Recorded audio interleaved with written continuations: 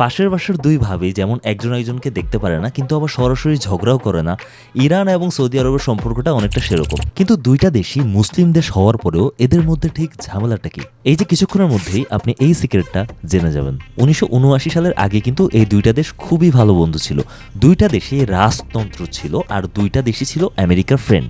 ইরানের যে রাজা ছিলেন শাহ পাহলাভি, উনি কিন্তু সৌদি আরবে সফরেও গিয়েছিলেন। তার মানে দুইটা দেশের মধ্যে খুব ভালোই সম্পর্ক ছিল।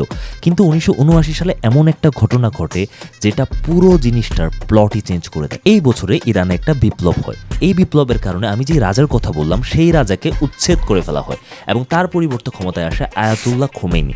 আপনাকে একটা জিনিস বুঝতে হবে, আয়াতুল্লাহ খোমেনি হচ্ছে এমন একজন পার্সন যিনি রাজতন্ত্রের বিরোধী, আর সৌদি আরব নিজেই একটা রাজতন্ত্র। তার মানে আয়াতুল্লাহ খোমেনির আইডিওলজি সৌদি আরবের রাজতন্ত্রের সিস্টেম এন্ড হায়ারার্কিকে সরাসরি কন্ট্রাডিক্ট করে। এই পরিস্থিতি দেখে সৌদি আরব একটু ভয় পেয়ে যায়। কিন্তু এখন প্রশ্ন হচ্ছে, এই ভয়ের পিছনে কি অন্য কোনো কারণ ছিল কিনা? অবশ্যই ছিল। আপনি একটা জিনিস দেখেন, দুইটা মুসলিম দেশ হলো, ইরান হচ্ছে শিয়া প্রধান মুসলিম দেশ আর সৌদি আরব হচ্ছে সুন্নি প্রধান মুসলিম দেশ। তার মানে ইরানের যে বিপ্লব হয় সেটা সৌদি আরবের মধ্যে যে সকল এলাকায় শিয়া মাযহাবের অনুসারীরা থাকে তাদের মধ্যে ছড়িয়ে পড়ে। তারা আয়াতুল্লাহ খোমেনির ছবি নিয়ে রাস্তায় নেমে পড়ে এবং এইটা কিন্তু সৌদি সরকার নিষ্ঠুরভাবে দমন করে।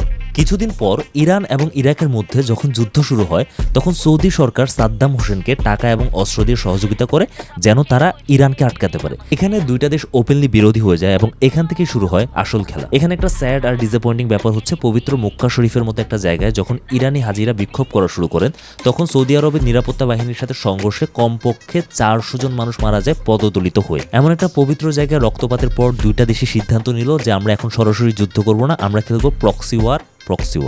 প্রক্সি ওয়ার মানে হচ্ছে, মনে করেন আপনার সাথে কারো একজনের ঝামেলা লাগছে, আপনি আমাকে এসে বললেন আমার নাম হচ্ছে ইরান, আমি আপনাকে বললাম আপনার যা যা রিসোর্সেস লাগে সেগুলো আমি দিব, আর যার সাথে আপনার ঝামেলা লাগছে তাকেও সৌদি আরব সাপোর্ট দিচ্ছে।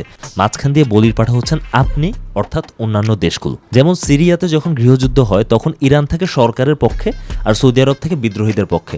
ফলাফলস্বরূপ 5 লাখের মতো মানুষ মারা যায় এবং অগণিত মানুষ ঘর ছাড়া হয়। 2023 সালে চীন দুইটা দেশের মাঝে মধ্যস্থতা করিয়ে তাদের কূটনৈতিক সম্পর্ক ফিরিয়ে আনে, আর ফলস্বরূপ 2024 সালে তাদের ইন্টারনাল ফ্লাইটও শুরু হয়ে যায়, যেটা 9 বছর পর্যন্ত বন্ধ ছিল।